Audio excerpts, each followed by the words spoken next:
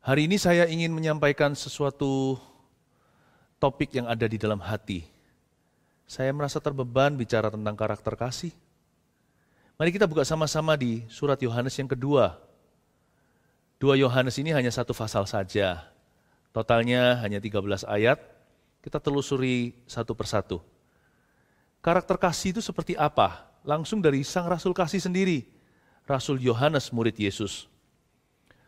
Ayat pertama, dari penatua kepada ibu yang terpilih dan anak-anaknya yang benar-benar aku kasihi. Bukan aku saja yang mengasihi kamu, tapi juga semua orang yang telah mengenal kebenaran. Oleh karena kebenaran yang tetap di dalam Dia dan yang akan menyertai kita sampai selama-lamanya.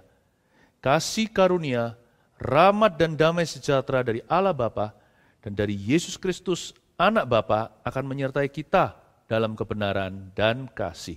3 ayat baru kita baca, langsung bisa kita rasakan Yohanes Rasul ini orangnya seperti apa. Dulu dia itu anak halilintar. Dia dan Yakobus, mereka dua bersaudara, ancam-ancam Samaria. Tersinggung Yesus nggak boleh masuk ke sana. Tapi bagaimana Tuhan sungguh-sungguh telah merubah sifat seseorang. Dia satu-satunya Rasul yang mati tua dari 12 Rasul anak domba. Surat ini ditulis kurang lebih tahun 90 sesudah Masehi. Rasul Yohanes sudah menjadi seorang yang sangat tua, manula berumur 80 tahun sekian. Sebagai seorang kakek-kakek sudah. Dia menuliskan, di 3 ayat pertama bisa kelihatan, orangnya ekspresif sekali ya. Ternyata karakter kasih yang pertama itu ekspresi. Udahlah nggak usah ngomong prinsip, bicara soal teori, langsung aja yang paling terasa ekspresi seseorang. Kalau kita berada di dalam satu ruangan, ini orangnya dingin atau orangnya hangat dengan sesama? Warm gak?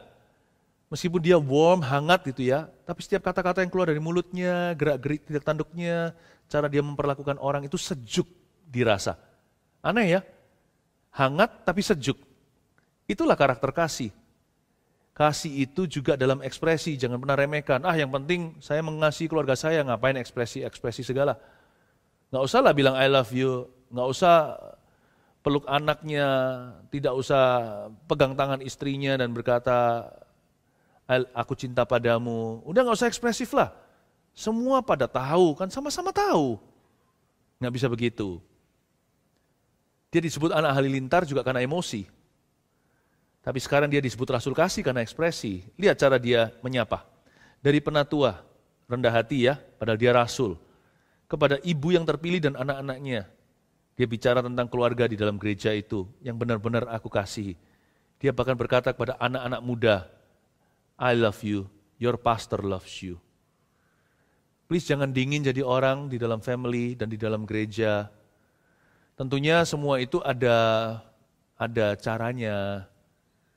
Semua itu juga ada batasannya. Nggak bisa kita terlalu mesra sama semua orang, apalagi kalau sama lawan jenis nanti jadi teman tapi mesra. Jangan terlalu bagaimana, pegang-pegang orang. Nggak tentu dihargai, bisa disalah ngerti. Saya ngerti sih, ekspresi pun ada cara mainnya. Tetapi ada orang tertentu yang sama sekali tidak menggubris itu. Ekspresi itu nggak perlu. Jangan lupa loh, ekspresi juga adalah satu karakter Kristus. Yesus masih hatinya, dia menangis ketika kasus Lazarus. Yesus itu sangat ekspresif orangnya dengan murid-muridnya. Dia mencuci kaki mereka. Wow, itu sudah top of the line zaman itu. Dia melawan sistem tuan dan budak pelayan. Dia mencuci kaki dan berkata, aku pun mengasihimu. Dia berkata, I love you sama murid-muridnya. Ya, memang mengatakan I love you, aku cinta padamu itu harus pada tempatnya. Jangan gampang-gampang dikit-dikit I love you, dikit-dikit I'm sorry. Tetapi ada orang tertentu yang defisit setengah mati. Tidak pernah ngomong sekali. Sekalipun tidak pernah. Bertobatlah. Kalau Anda seorang ayah atau seorang ibu. Kadang-kadang yang wanita juga bisa dingin cinta. Atau anak terhadap ortu, terhadap orang tuanya. Atau pendeta hamba Tuhan juga bisa loh kita ini dingin dalam pelayanan. Tidak heran burn out semua. Belajar dari Yohanes. ekspresi cinta. Tapi ternyata ekspresi bukan segala sesuatu. Kalau berhenti di situ, itu namanya love doang. Gak berujung apa-apa. Mari kita baca lanjutannya. Tetaplah dalam ajaran Kristus, ayat 4. Aku sangat bersuka cita bahwa aku mendapati bahwa separuh dari anak-anakmu hidup dalam kebenaran sesuai dengan perintah yang telah kita terima dari Bapa. Dan sekarang aku minta kepadamu ibu, bukan seolah-olah aku menuliskan perintah baru bagimu, tetapi menurut perintah yang sudah ada pada kita dari mulanya supaya kita saling mengasihi. Tiba-tiba ekspresi berubah menjadi pengajaran. Bukan berubah sih, bertambah. Seperti perintah yang sudah ada pada kita dari mulanya, supaya kita saling mengasihi, aku menuliskan perintah baru bagimu. Ayat 6, dan inilah kasih itu, yaitu bahwa kita harus hidup menurut perintahnya, dan inilah perintah itu, yaitu bahwa kamu harus hidup di dalam kasih, sebagaimana telah kamu dengar dari mulanya.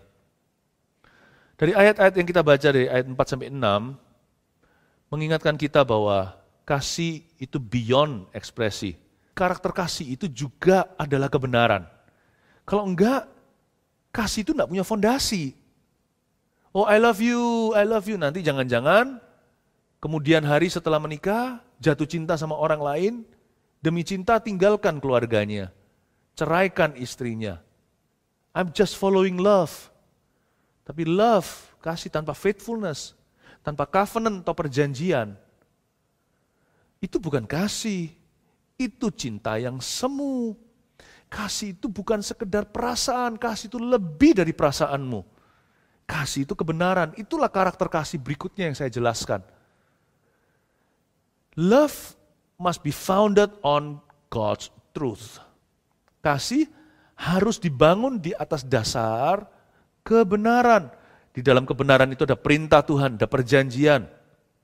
Kasih itu kamu senang gak senang, ampuni 7 kali 70 kali. Tampar pipi kanan, kasih pipi kiri. Jadi ternyata kasih sometimes tidak ada perasaannya, rasanya malah ingin benci. Tapi karena kita udah komitmen, sama dengan pernikahan. Kalau berantem, jangan berkata cerai. Dikit-dikit perceraian. Gak bisa lihat cincin itu di jari jemari kita.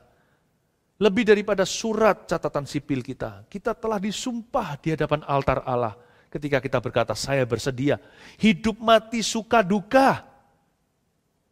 Sakit sehat juga hingga kematian memisahkan. You like it or you don't like it. Hari ini you feel the love or don't feel the love. Terasa cintanya, gak kerasa cintanya. Perintah adalah perintah. Aku Tuhan membenci perceraian contohnya. Perintah adalah perintah. Jadi kasih itu melebihi perasaan saja. Ternyata kasih juga adalah, terutama lebih dari perasaan, adalah kebenaran. Karena itu kalau kita punya kasih mau sempurna, baca Alkitab. Supaya kita ngerti peraturan. Apa artinya kasih tanpa peraturan? Itu lawlessness. Itu kasih tanpa peraturan itu kengawuran. Itu kebiadaban. Nanti segala sesuatu dihalalkan. Tapi harus ada patokan. Pakemnya itu firman Tuhan. Nah sekarang saya tunjukkan karakter kasih yang satunya lagi ini yang cukup mengejutkan. Ini seringkali tidak diasosiasikan dengan kasih. Kasih adalah ketegasan. Ini yang disebut tough love. Cinta yang kuat. Ayat 7, sebab banyak penyesat telah muncul dan pergi ke seluruh dunia. Yang tidak mengaku bahwa Yesus Kristus telah datang sebagai manusia. Jelas-jelas ada pengajaran sesat yang menyangkali Yesus adalah Tuhan. Atau sebaliknya, yang digantung di kayu salib itu bukan Tuhan Yesus. Semacam itulah dibolak-balik macam-macam. Sekreatif apapun, setan adalah setan. Itu adalah si penyesat dan antikristus. Waspadalah, supaya kamu jangan kehilangan apa yang telah kami ajarkan itu. Dan apa yang telah kami kerjakan. Maksudnya, tetapi supaya kamu mendapat upahmu sepenuhnya. Setiap orang yang tidak tinggal di dalam ajaran Kristus, tetapi yang melangkah keluar dari situ tidak memiliki Allah. Tegas sekali ini, padahal sudah kakek tua. Oh, kalau bicara tentang membela iman dan kebenaran, jangan lawan. Dia nggak pernah main-main dengan hal-hal yang mendukakan Tuhan. Dan jangan main-main dengan coba obok-obok ministry dia, pelayanan dia, atau keluarganya. Jangan coba sesatkan salah satu anak-anaknya. Nah, lihat ayat yang ke-10. Kok bisa ya? Halilintarnya mulai keluar, tetapi bukan lagi dari emosian, tapi dari kebenaran. Ini karakter kasih, tegas. Tidak ada kata sungkan. Jikalau seorang datang kepadamu dan ia tidak membawa ajaran ini, janganlah kamu menerima dia di dalam rumahmu. Dan janganlah memberi salam kepadanya. Jangankan diterima di rumah, salam pun tidak diperbolehkan. Sebab barang siapa memberi salam kepadanya, ia mendapat bagian dalam perbuatannya yang jahat. Wow, no sungkan. Banyak orang itu bawaannya kasih jadi sungkanan. Nanti sama orang yang salah, kita tetap ngikut sih, karena sungkan. Kita nggak bisa bilang tidak atau menolak. Kan celaka. Yohanes ini pasti ingat bagaimana Petrus ditegur. Petrus langsung dikesampingkan dan berkata, "Anyah, hai kamu iblis, kamu pikirkan yang dipikirkan manusia." Nggak pakai basa-basi, nggak pakai putar-putar dulu. Dia nggak ada rasa sungkan. Tuhan Yesus tidak pandang bulu. Coba lihat bagaimana Tuhan itu tegas sekali. Dan dia nggak main-main. Lalu Yohanes tentunya ingat sih, pada waktu Tuhan sudah naik ke sorga Pentakosta, suatu hari mereka pergi ke Samaria, terjadi pencurahan Roh Kudus, lalu ada satu orang penyihir alias dukun orang pintar menawarkan uang kepada hamba-hamba Tuhan, terutama Petrus dan Yohanes. Yohanes ini, berapa duit itu Roh Kudus? Langsung Petrus yang pernah ditegur begitu sama Tuhan Yesus, nggak sungkan berkata, "Enyahlah kamu dengan uangmu ke dalam neraka, kamu tidak punya bagian dalam pelayanan ini, karena kamu hendak membeli Roh Kudus, hatimu itu pahit, ambisius." Ini karakter kasih. Dia ini rasul kasih, marah pun nggak pernah. Sejarah mencatat, sejarah gereja. Bagaimana dia coba dimartir, tidak bisa. Yang mau martir dia nggak tega. Dekat sama dia sebentar, berapa jam doang. Langsung satu-satu bertobat, terima Tuhan. Paling tidak mereka sungkan sama Yohanes, kok bisa ada orang sebaik ini? Sampai dia dimasukkan ke dalam kuali, ya, dalam tradisi gereja dicatat demikian. Malah dia menjadi awet muda, memang Tuhan tidak izinkan dia mati dengan cara begitu. Orang-orang yang ada di sekelilingnya itu saking gak berani lukai dia, padahal mereka benci salib. Dibuang ke Patmos saja, biar mati sendiri. Gak ada orang yang mau turun tangan. Gak ada orang mau angkat tangan untuk lukai dia. Tapi dia bisa berkata, jangan terima. Ya. Jangan memberi salam kepadanya. Ada orang tertentu membiarkan dirinya kering rohani. Karena sungkan sama orang tertentu. Akhirnya dia kompromi. Jikalau matamu membuatmu berdosa, cungkilah seluruhnya. Jangan pakai sungkan-sungkan. Ini bukan kekerasan tubuh. Ini adalah satu ilustrasi bahwa yang namanya kasih, kalau beneran dibangun di atas dasar kebenaran, tidak akan sungkan di mana sungkan tidak perlu dilakukan. Yusuf nggak pakai sungkan, permisi dulu ya nyonya, lari dia dari rumah istri Potifar. Kalau ini sudah bicara tentang hitam atau putih, benar atau salah, ini sudah bicara soal prinsip bukan metodenya. Tidak boleh kita ini kompromi. Berapa banyak di antara kita karena sungkan, kita serahkan kerohanian kita kepada orang lain. Karena kita nggak mau lukai orang tertentu, kita ikut-ikutan dalam perbuatan dosanya. Kecil-kecilan, nggak apa-apa menurut Anda. Ya Tuhan pasti maha pengertian. No, love doesn't compromise, you see. Tapi bukan berarti jadi orang yang kaku ya. Dikit-dikit prinsip, enggak sih. Tetap ada toleransi. Di area yang tidak prinsipil, di area itu dibutuhkan hikmat untuk tahu apa yang baik, apa yang dapat, apa yang acceptable, apa yang berkenan, dan apa yang sempurna. Tetapi ada hal-hal tertentu yang sudah hidup atau mati. Nah ini yang terjadi adalah penyesatan. Dan Yohanes berkata dengan jelas, aku tidak mau satupun anak-anakku jadi korban. Dia bilang langsung cungkil, langsung penggal. Artinya dia dengan tegas berkata, no, that person isn't welcome in our church. Orang itu tidak di-welcome di gereja kita. Orang itu tidak di-welcome di dalam rumah kita. Dalam persekutuan di rumah-rumah zaman itu, gereja kan belum ada gedungnya sampai abad ketiga. Sampai tahun 300 sekian tuh baru ada yang namanya gedung-gedung gereja. Sebelumnya itu semua di rumah-rumah, nggak ada lonceng atau salib di atas bangunan. Jadi masuk ke rumah itu yang kena kamir, bukan cuma orang-orang gereja, rumah tangga itu juga. Yohanes berkata seperti ini, kenapa kamu sungkan? Dia orangnya baik sih, Pak Yohanes. Baik gak baik? Jelas-jelas pengajarannya sesat. Baik gak baik? Jelas-jelas orang itu adalah orang cabul. Baik gak baik? Jelas-jelas orang itu salah. Saya gak peduli dia baik atau gak baik. Sudah jelas sekali orang itu harus ditindak dengan tegas. Wow! Siapa sangka Rasul kasih bisa begini. Menunjukkan dan mengajarkan kepada kita ternyata kasih punya satu dimensi. Ketegasan namanya. No rasa sungkan. Kalau iman orang lain dipertaruhkan.